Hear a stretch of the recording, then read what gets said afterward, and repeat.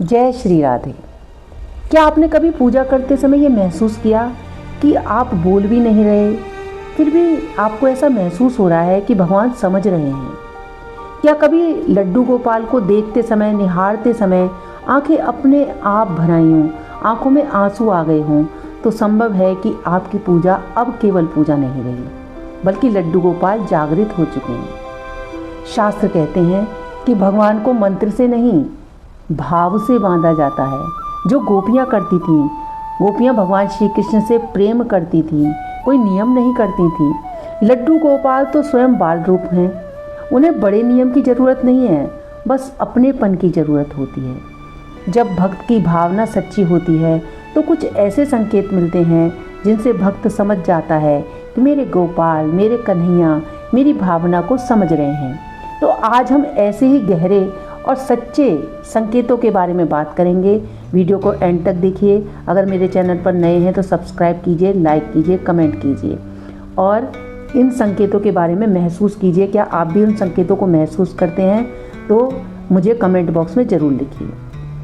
एक अजीब सा प्रेम उमड़ता है, आंसू निकलने लगते हैं। वो आंसू, आप दुख में रोएंगे तो आपके आंसू कभी भी महसूस करना गर्म होते हैं, लेकिन अगर आप भक्ति में रोते हैं, भक्ति में आंसू निकलते हैं तो वो ठंडे होते हैं। ये पहला संकेत। मन की बात बिना बोले समझ ली जाती है।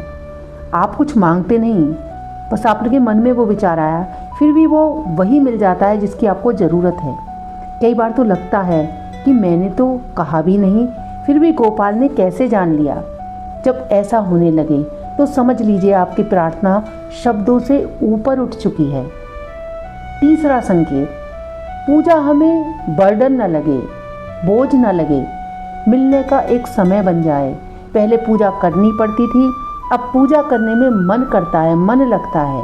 दिन भर में चाहे कुछ भी हो जाए, पर गोपाल के पास बैठे हुए बिना पूजा किए चैन नहीं मिलता। तो ये संकेत हमें बताता है कि अब पूजा एक रिलेशन बन चुकी है। अब आते हैं चौथे संकेत के ऊपर। घर का माहौल अपने आप बदलने लगे। घर में बिना कारण शांति रहने लगे। जो लड़ाई झगड़े पहले होते थे वो कम हो जाएं। नेगेटिव बातें टिक नहीं पाएँ, बातें हों लेकिन वो जल्दी ख़त्म हो जाएं। तो ऐसा माना जाता है कि जब लड्डू गोपाल जागृत होते हैं तो पूरा घर की वो रक्षा करते हैं, बिल्कुल एक सच्चे बच्चे की तरह। पांचवा संकेत।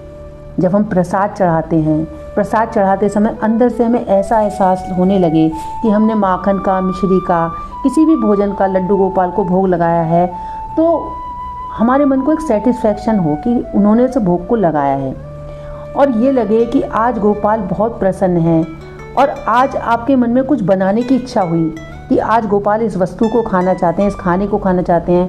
तो ये कोई साधारण बात नहीं है। ये वो पल होते हैं जब भक्त और भगवान एक ही भाव में होते हैं, तो हम उसको बनाकर भोग लगाते हैं, हमें एक सेटिस्फैक्शन मिलता है। छठा संकेत।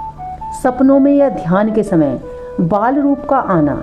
कुछ भक्तों को सपने में लड्डू गोपाल खेलते, मुस्कुराते, चुपचाप देखते हुए इस तरह से दिखते हैं।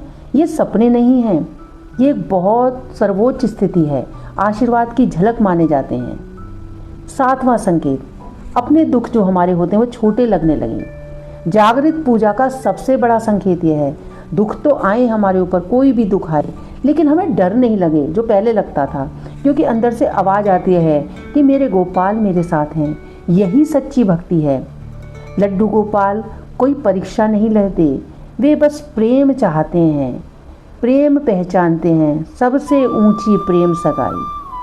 अगर आप उनसे बातें करते हैं, हंसते हैं, कभी शिकायत भी करते हैं, तो समझ लीजिए कि आपकी पूजा जीवित हो चुकी है। अगर आपको भी ऐसा कभी महसूस हुआ है तो कमेंट बॉक्स में ज़रूर लिखिए, और कमेंट बॉक्स में जय श्री राधे ज़रूर लिखिए, और ये वीडियो उन भक्तों तक ज़रूर पहुंचाइए जो अपने भगवान से दिल से जुड़े हुए हैं। जय श्री राधे। इसी तरह से आगे भी मैं आपको अलग अलग लड्डू गोपाल से जुड़े हुए पूजा से संबंधित विषयों पर आती रहूँगी।